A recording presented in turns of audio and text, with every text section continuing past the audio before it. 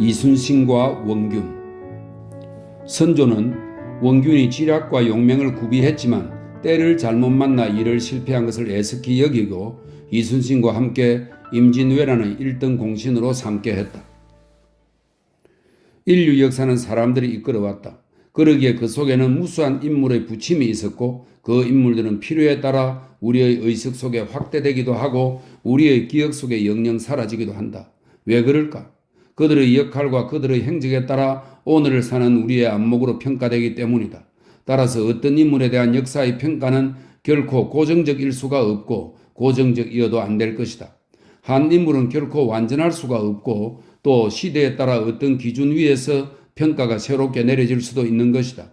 이것은 가치관의 차이에서 오는 것이겠다. 일단 세계사의 경우는 제쳐두고 우리나라 역사의 경우에서 그 실상을 알아보자. 삼국시대는 그 시대 사정에 따라 상무정신이 그 중심된 가치체계를 이루고 있었다. 우선 민족 통일을 이룩하거나 북방 진출해서 의지를 실현시키기 위해 상무를 내세워야 했다. 그리하여 북방 민족인 중국과 싸워 이긴 을지문덕, 민족의 통일을 일단 이룩한 김유신, 조국의 영웅과 함께 분연히 몸을 바친 계백 같은 장군들이 국가 또는 민중의 영웅으로 부각되었던 것이다. 고려도 이와 크게 다를 바가 없었으나 조선조에 들어와서는 이와 약간 사정을 달리했다. 중국과 4대 질서를 유지하면서 철저한 문치주의 또는 문관 위주의 관료 사회를 지향했던 것이다. 다시 말해서 외침의 우려가 없는 상황에서 내치를 위주로 한 정책 탓이었다. 여기에서 또 유교를 통치 철학으로 내세웠기에 유교 이념에 충실한 인물들, 곧 퇴계나 율곡 같은 유학 정치가들이 숭앙되었던 것이다. 이미 앞시대보다 더욱 유교의 기본 이념의 하나인 충사상이 철저하게 지배층의 가치관을 이루어서 충의의 열사를 장려하기도 했다. 이렇게 시대에 따라 영웅적 인물의 성격이 달라졌던 것이다. 그렇기 때문에 우리는 오늘날의 가치관으로 역사 인물에 대해 새로운 평가를 내려보는 것은 결코 무리한 일은 아니다. 근래 허균에 대해 새로운 평가가 여러모로 시도되었다. 그것은 그가 봉건체제의 모순에 맞서 저항했기 때문이기도 했고 봉건시대에 별 보잘것없는 것으로 치부하던 국문소설을 써서 민중을 깨우치려 했기 때문이었을 것이다. 또 정약용이나 박지원 같은 실학자들을 오늘날 높이 평가하는 것도 봉건시대의 말기적 조짐을 보이던 시대에 살면서 그것을 개선하려는 의지를 강렬하게 보였기 때문이다. 이순신과 원균은 유교적 봉건 이념이 지배하던 시대에 외침을 맞아 싸웠던 무장이라는 점에서 새로운 평가를 시도하는 데에 한 본보기가 될 것이다. 또 그들은 당시의 여러 정황과 가치관에 따라 극단적으로 간장과 명장으로 대비되어 왔기에 그 정황을 통해 원인을 캐보는 일도 의미 없는 일이 아닐 것이다. 원균은 묵과에 합격한 뒤 북쪽 오랑캐를 토벌하는 데 공을 세워 부사라는 높은 관직을 일찍이 얻었다. 그래야 그는 무관으로서는 빠른 출세길을 걸어가며 승진하다가 1592년 임진왜란이 일어나기 3개월 전에는 경상 우수사가 되어 동네에 부임하였다.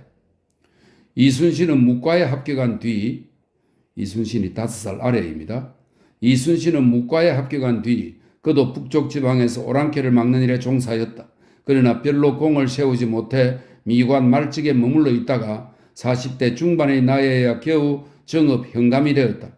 이때 중앙의 고관 유성룡에게 발탁되어 임진왜란이 일어나기 1년 2개월 전에는 전라 좌수사라는 높은 직위를 갑작스레 받았다. 두 사람의 출세길을 비교할 적에 초년에는 원균이 앞서다가 수사가 될 즈음에는 이순신이 원균을 앞지르고 있었다. 그리하여 원균과 이순신은 남쪽 바다의 네 수사 중에 가장 가까운 지역에 서로 자리 잡게 되었다. 이제 외란이라는 미정류의 풍운을 앞두고 두 사람은 각기 남해의 통로를 지키고 있었던 것이다. 이순신은 수영이 있는 여수에 부임하여 군기를 다지고 나무를 실어와 배를 만들고 군사들의 조련을 충실히 해 미래의 사태에 대비하고 있었다. 이에 비해 원균은 수영이 있는 부산진에 부임했으나 해이된 군기를 제대로 수습하지도 못했다. 이때는 외란이 닥치기 3개월 전이었던 것이다. 이 점에 있어 뒷날의 외란을 대처하는 과정에서 원균은 불운했던 것이요 이순신은 충분한 시간을 쓸 수 있었던 것이다. 아무런 준비도 없는 경상 우수영으로 왜군은 물밑듯 밀려왔다. 잘 훈련된 수백 척의 배에 소총을 든 정예 부대를 싣고 부산 앞바다의 왜군은 당당하게 나타났다. 이미 원균으로서는 당해낼 도리가 없었다. 그리하여 왜군은 희생도 없이 상륙하였다. 원균은 조정에 장계를 올려 이 사실을 보고하는 한편 가장 가까운 이순신에게 지원을 호소하는 공문을 급히 보냈다. 그는 연일 위급한 사정을 알려 연합작전을 요구했다. 도합 5차례의 공문을 이순신에게 보냈다. 이때의 이순신은 원균의 공문 내용을 토대로 왜군의 내침을 조정에 알리는 상계를 써서 올렸다. 그리고 전선을 점검하기도 하고 적의 동정을 척후하기도 했다. 이때의 사정에 대해 이순신은 난중일기에 이렇게 쓰고 있다. 영남 우수사의 통첩에 외성 90여척이 와서 부산 앞 전령도에 되었다 하였고, 이와 동시에 또 경상 좌수사의 공문이 왔는데 외선 350여척이 벌써 부산포 건너편에 와 되었다고 하였기로 즉시 장계를 띄우고 4월 15일자입니다. 영남 우수사의 공문이 왔는데 크나큰 부산진이 벌써 함락되었다 했다. 4월 16일자입니다. 영남 관찰사의 공문에 거센 적들이 몰아치므로 그 앞을 당해낼 도리가 없고 성내한 기세를 타고 마구 치달리는 품이 마치 무인지경에 들어온 것 같다고 하면서 내게 전선을 정비해가지고 후원해 줄 것을 요청해 왔다. 4월 20일자입니다. 이로 보면 그 위급한 상황을 충분히 짐작할 것이다. 그러나 이런 위급한 상황인데도 이순신 부대는 움직이지 않았다. 이순신은 조정의 출전 명령을 기다리고 있었던 것이다. 5월 초 2일에야 조정의 출전 명령을 전달받았다. 이때야 이순신은 경상의 수영 등 각 수영과 연합하여 왜적을 막을 작전을 세웠고 실제 왜적과 맞서 싸운 것은 그로부터 며칠 뒤이었다. 이때쯤에는 벌써 왜적은 조령을 넘어 서울로 육박하고 있었다. 왜의 본 주력 부대는 앞으로 보내고 이들 연합부대는 후속 부대의 꼬리와 맞붙은 것이다. 이 연합부대의 주장은 원균이었고 이순신은 일부 작전에서 원균의 지휘를 받아야 했다. 이때 원균의 주장이 된 것은 말할 것도 없이 서열 때문이었다. 이 연합작전은 연정연승을 하여 왜군의 통로를 막았고 왜군이 전라도 일대에는 발을 한때 못 붙이게 만들었다. 이 전승의 공으로 원균은 가선대부의 품계를 받았고 이순신은 그보다 한급 높은 자흔대부를 받았다. 여기에서 우리는 두어 가지 사실에 관심을 기울여야 할 것이다. 첫째는 원균이 부산진에서 첫 왜군을 못 막은 것은 정황으로 어쩔 수 없는 일이었다. 그리하여 남해안의 총병력으로 합동작전을 벌이려 했던 것이다. 그런데 이순신은 조정의 출전 명령이 오기 전에는 결코 응하지 않았다. 그러다가 20일 만에야 조정의 명령을 받고 출동했던 것이다. 원래 현재의 장수는 편의 종사의 권한이 주어지는 것이 왕조시대의 통례였다. 다시 말해서 현재의 위급한 상황이 있을 적에는 현재의 장수는 조정의 명령을 받지 않고도 적절히 대처할 수 있는 권한이 있었다. 그런데도 이순신은 이 절대 위급한 상황을 알면서도 편의종사의 권한을 쓰지 않았던 것이다. 이것은 어떻게 해석해야 하는가? 뒤탈이 없도록 하는 철저한 보신책에서 나왔다고 말할 수 있을 것이다. 둘째, 같은 지역에서 작전을 수행하면서 이순신이 주장 원균보다도 한 등급 높은 공을 받았다는 사실이다. 원균으로서는 후배에게 공을 가로채었다고 생각할 것이다.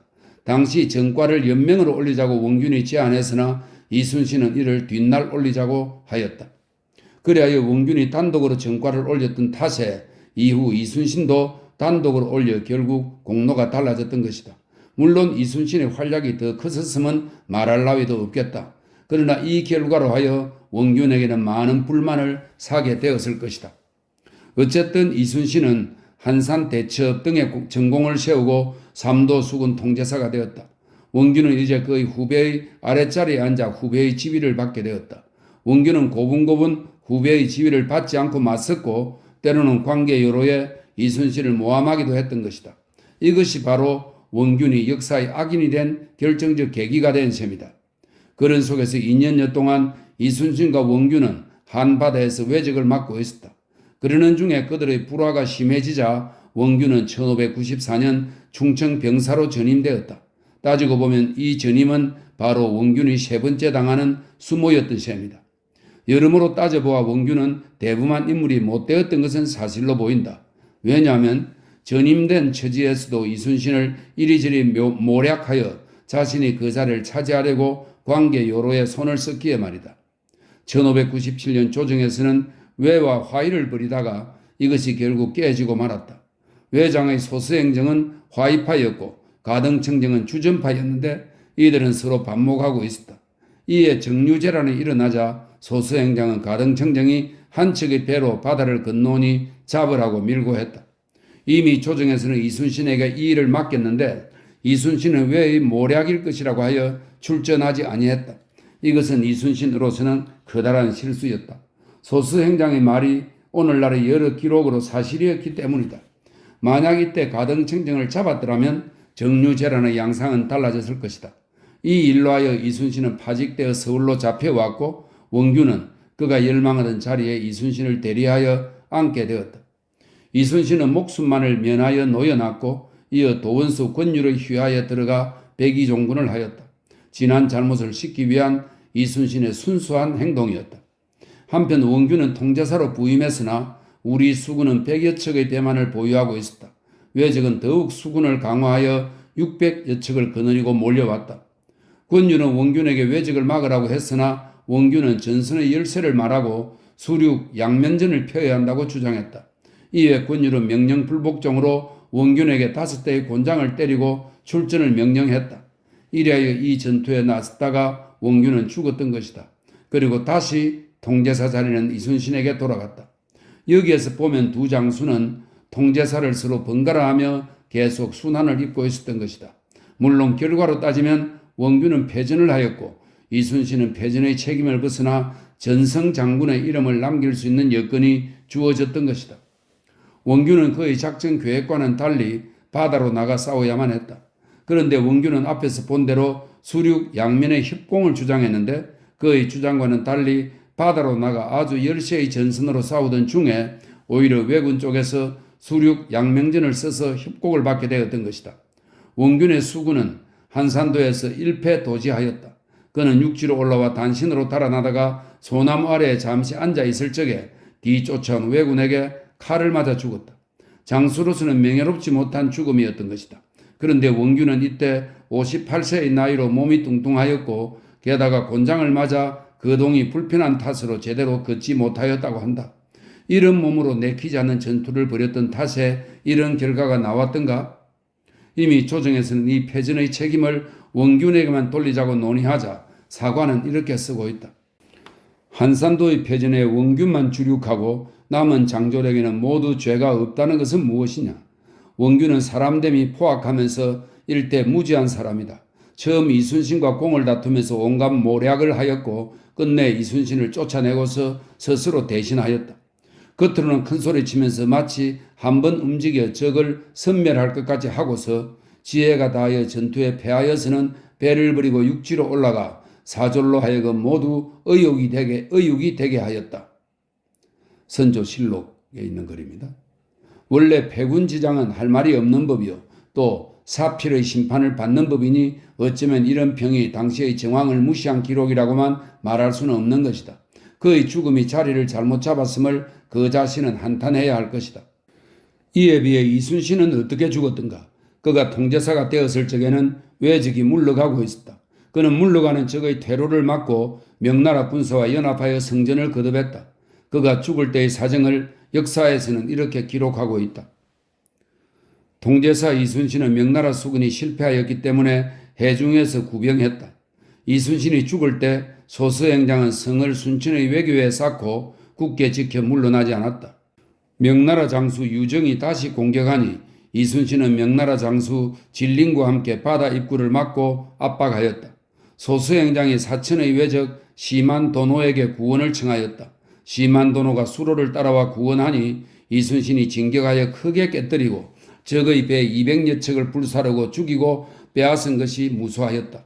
이순신은 남의 근처에까지 쫓아가 화살과 총알을 무릅쓰고 힘써 싸우다가 그 등에 총알을 맞아 죽었다.